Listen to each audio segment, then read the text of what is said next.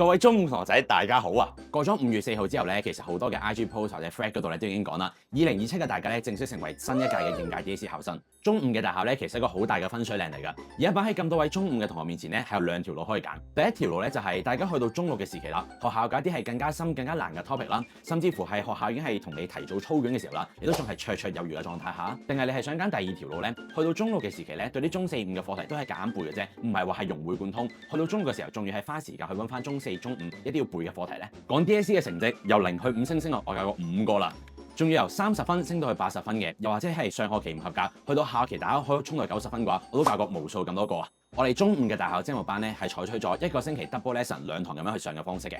由5月12號開始，我哋2期一共8堂嘅時間，係會極速同大家重溫翻中五上下學期啦所有大二嘅課題。目標咧好單一嘅啫，就希望大家谷到個大考成績可以到80-90分呢個分數。1星期2堂嘅 double lesson， 每一堂完咗之後落堂仲會額外同大家操題嘅。如果你唔怕取嘅話，又想考試攞到好成績，上堂見啦！